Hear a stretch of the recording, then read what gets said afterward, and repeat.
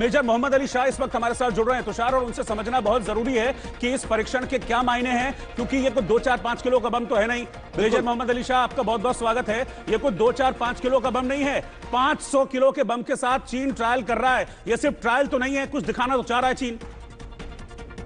नहीं, इसमें मैं बिल्कुल नहीं मानता, चाहे वो कितना भी बड़ा बम ले आए ताइवान पे, अभी वो ताइवान पे हमला करने वाले हैं, ऐसा मैं मानता हूँ। बताऊंगा आपको लॉजिकली, आपको समझाता हूँ क्यों। हालांकि दुनिया परेशान हो जाए, घबरा जाए, दौड़ जाए, मुकरा जाए, लेकिन ना, आपको बताऊंगा बात दरअसल क्या है। आप भी अच्छी तरह समझते हैं कि चीन की रणनीति है बिना लड़े जंग जीत जाना, यानी कि साइकोलॉजिकल वॉरफेयर खेलना, माइंड गेम्स खेलना, इंफॉर्मेशन वॉरफेयर खेलना। अब देखिए, एक तरफ चीन ताइवान पे एक्सरसाइज करता है, वहां पे ये मिसाइल टेस्टिंग करता है वहां पे, ठीक है, और दूसरी तरफ आप देखिए तो एक जगह है सोलोमन आइलैंड, जो कि ऑस्ट्रेलिया से 2000 किलोमीटर की दूरी पे है, जो कि जिसके 6 बड़े द्वीप हैं और 900 बड़े बड़े द्वीप हैं। तो जाहिर सी बात है, इसको कंट्रोल करना बहुत मुश्किल है। फर्ज करिए, अगर आप एक छोटी सी गाड़ी में जा रहे हैं परिवार के साथ, आप रुकते हैं चाय के लिए, 4 मेंबर हैं, आप कंट्रोल कर लेंगे। बस में बाराती जा रहे हैं और वो रुकते हैं चाय के लिए, कितने लोग हैं, कहां फैल गए, मुश्किल होगा। तो सोलोमन आइलैंड में ऐसी इश्यू है, ऐसा प्रॉब्लम आया। तो सन 2018 में सोलोमन आइलैंड ने ऑस्ट्रेलिया के साथ एक पैक्ट साइन करा, जहां पे ऑस्ट्रेलिया इनको सिक्योरिटी देगी, अपनी police deployment, military deployment, civil deployment, पूरा हक होएगा ऑस्ट्रेलिया को इनकी सुरक्षा करने का। अब चीन ने दोस्ती करी सोलोमन आइलैंड्स में, और चीन ने एक सीक्रेट पैक्ट साइन करा है सोलोमन आइलैंड्स के साथ। उस सीक्रेट पैक्ट के तहत चीन अपनी नहीं, मैं एक चीज आपसे समझना चाहता हूं मेजर शाह, मैं, क्योंकि चीन इस वक्त एक स्टेट ऑफ अर्जेंसी दिखा रहा है। वो न सिर्फ इस 500 किलो के बम का परीक्षण करता है, बल्कि अपने नए नए कैडेट्स जो हैं उनकी एक लंबी सेना को तैयार कर रहा है। 60 दिनों का सामान, खाना पीना, माल सब स्टॉक करने का आदेश दे रहा है। ये अर्जेंसी दिखाकर चीन क्या करने की कोशिश कर रहा है? आपने बिल्कुल दुरुस्त फरमाया और आपकी रीडिंग बिल्कुल सही है। चीन ये अर्जेंसी दिखा रहा है क्योंकि वो दिखावे के लिए कुछ, हाथी के दांत दिखाने के लिए कुछ, खाने के लिए कुछ और। तो वो दिखा रहा है, ये करेगा वो कुछ और वो इतना बेवकूफ नहीं है कि वो अभी वो दिखा रहा है ताकि दुनिया देख ले उसको और वही कार्रवाई करेगा। तो इसकी कार्रवाई है दरअसल सोलोमन आइलैंड से। अभी हाल ही में इनके डॉक्यूमेंट भी लीक हुए हैं। ये अपनी सेना भेजेगा सोलोमन आइलैंड्स में, तो चीन की सेना ऑस्ट्रेलिया से 2000 किलोमीटर की दूरी पे आ जाएगी, और क्योंकि दुनिया गोल है, ग्लोब है, तो वो ईस्टवर्ड्स है, यानी कि घूम फिर के वेस्टवर्ड पड़ेगा, एक तरीके से देखा पड़ेगा।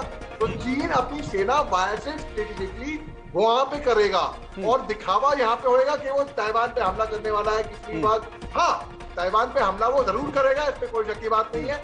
अभी नहीं करेगा, मगर कम से कम यानी कि मिस्टर शाह, आप ये कहने की कोशिश कर रहे हैं कि चीन दिखाएगा बायां, मारेगा दायां, और इसी तरीके से वो अपने पड़ोसी देशों को भी संदेश देगा। हमारे साथ मेजर मोहम्मद अली शाह लगातार बने हुए हैं, मैं उन्हीं के पास चल रहा हूं। मेजर मोहम्मद अली शाह, इसको समझने की कोशिश हम करेंगे, लेकिन उससे पहले हम आपको दिखा रहे हैं कि ताइवान की इकोनॉमी क्या है, ताइवान की आबादी किस तरीके से है, और क्या वहां पर गणित निकलकर इस वक्त सामने आ रहा है। क्योंकि अब ताइवान की जो स्ट्रैटेजी है वो सीधे तौर पर यह है कि अपने लोगों को, अपने देश के लोगों को ट्रेन करें और फिर एक बड़ी आर्मी तैयार करें। इसको समझाने की जरूरत है। बिल्कुल, और ये ताइवान के अगर हम स्टेट्स को देखें तो आबादी है 2 करोड़ 37 लाख की। यहाँ के लोग 2 करोड़ 37 लाख ताइवान के अंदर। एरिया के हिसाब से देखें, क्षेत्रफल के हिसाब से देखें, 36,197 किलोमीटर वर्ग किलोमीटर का इसका पूरा एरिया निकलकर सामने आता है। और इसे किसके बराबर देखें तो गिनी बिसाऊ, जो कि 36,125 किलोमीटर वर्ग किलोमीटर में आता है। भाषा जो है ताइवान में वो तिब्बती भाषा बोली जाती है, चीनी भाषा भी बोली जाती है। और ताइवान के अगर हम धर्म की बात करें तो वहाँ बौद्ध धर्म को मानने वाले भी हैं, ताओ धर्म को मानने वाले भी हैं।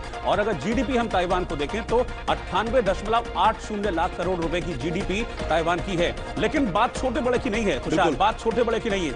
यूक्रेन को भी छोटा माना जा रहा था और रशिया को सुपर पावर कहते हैं, लेकिन आप देखिए उस सुपर पावर को 49 दिनों तक दुनिया के देखने का नजरिया यूक्रेन और रूस के युद्ध ने बदल दिया। चीन, ताइवान, ये ऐसे छोटे छोटे देश हैं जहां के बीच में चलता रहता है ये सारी चीजें। तो मेजर मोहम्मद अली शाह हमारे साथ लगातार बने हुए हैं, हम उनके पास चल रहे हैं। मेजर शाह, देखिए चीन तो अपनी तैयारी कर रहा है, लेकिन ताइवान भी ये दिखा रहा है, और कि पीछे हम भी नहीं हैं, अपनी सिटीजन आर्मी तैयार कर रहा है। हमको इस बात को भी पहले भी ध्यान रखना होगा कि चीन ने कई बार ताइवान को आंखें दिखाई हैं, लेकिन पलटकर ताइवान भी आंखें दिखाने से पीछे नहीं हटता है। बिल्कुल दुरुस्त फरमाया आपने। देखिए, यूक्रेन जो है वो उसकी तैयारी नहीं थी। यूक्रेन केवल निर्भर था यूरोपियन यूनियन पे, नेटो पे, जो मेंबर भी नहीं था। और जो उन्होंने ट्रायंगल फॉर्म किया था, लिथुआनिया, पोलैंड, यूक्रेन, तो इंटरनेशनल बाहरी ताकतों पे यूक्रेन निर्भर था। ताइवान ने पूरी तैयारी अपनी तरफ से कर रखी है।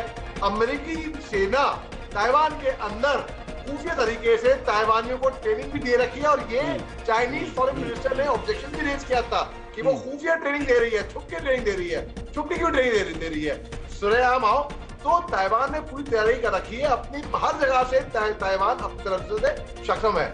अब वो है कि चीन जो है वो पड़ेगा, भापेगा कि क्यों इतना बड़ा सुपर पावर रूस यूक्रेन एक छोटी चीटी को कुचल नहीं पाया, क्यों, क्या वजह थी? और यही केस स्टडी चीन अभी पढ़ेगा। तो अगर चीन का प्रोग्राम था भी ताइवान पे अटैक करने के लिए, चीन अभी थम जाएगा, अभी रुक जाएगा। हाँ, जरूर है कि एक्साइज, देखिए आपको एक हल्का एग्जाम्पल देता हूं मैं। आप रिकॉर्डिंग करते हैं ना भाई साहब, आप रिकॉर्डिंग करते हैं, आप लाइव भी करते हैं, और लाइव में रिकॉर्डिंग में बहुत फर्क है। आप रिकॉर्डिंग में गलती कर ले, मीटिंग हो जाएगा। यानी कि आपका मानना कहीं ना कहीं ये है कि चीन अभी सिर्फ डर के आधार पर ही जीत जाए, डर के आधार पर ही अपने स्वार्थ को सिद्ध कर ले, वो ज्यादा बेहतर स्ट्रेटेजी को मानेगा।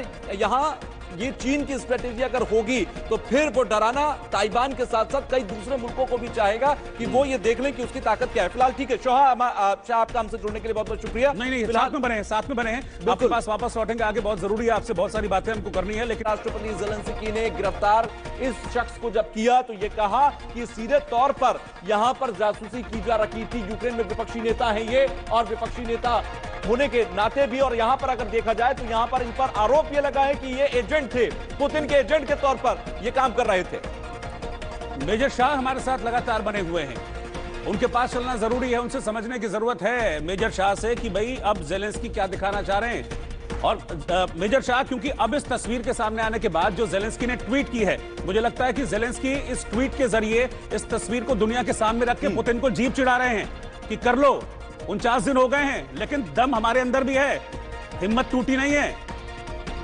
आपने बिल्कुल दुरुस्त फरमाया। ज़ेलेंस्की साहब दरअसल यही दिखा रहे हैं बिल्कुल कि भाई आप कर लो जो करना है, हमें भी है। और दूसरी बात है भाई, आपको एग्जाम्पल देता हूं मैं।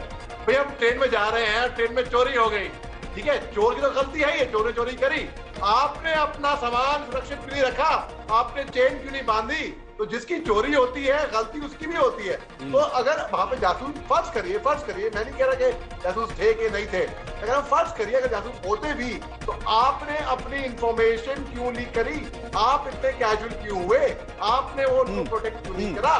पहली बात। दूसरी बात, आज जाहिर सी बात है यार, अगर मैं वहां पे जाऊं किसी और किसी देश में, और अगर मेरे देश के खिलाफ कोई साजिश रच रहा है, मैं अपने देश को बताऊंगा कि नहीं बताऊंगा? वो जासूसी की या क्या हुई, वो क्या देखने में नजरिए में है। तीसरी बात, उन्होंने हथकड़ी लगा के ह्यूमिलेट करके गिरफ्तार कराया, कहते हैं all is fair in love and war, तो एक तरीके से अनफेयर भी होगा। और ज़ेलेंस्की तो यहाँ पर मुंह चढ़ा रहे हैं ना इस बात को, इस तस्वीर को जारी कर, इस तस्वीर को दिखाकर, हथकड़ी पहनाकर मुंह चढ़ा रहे हैं कि देखिए पुतिन जी, हमें आपसे डर नहीं लगता। 49वें दिन भी वही एटीट्यूड इस वक्त ज़ेलेंस्की का है जो पहले दिन था। इतने तमाम हमले कर लिए पुतिन ने, इतने तमाम हमले कर लिए रूस ने, लेकिन यहाँ ज़ेलेंस्की झुकने को तैयार 1% भी नहीं है। शाह, बहुत बहुत शुक्रिया हमसे जुड़ने के लिए, लगातार आप हमसे बात करते रहे।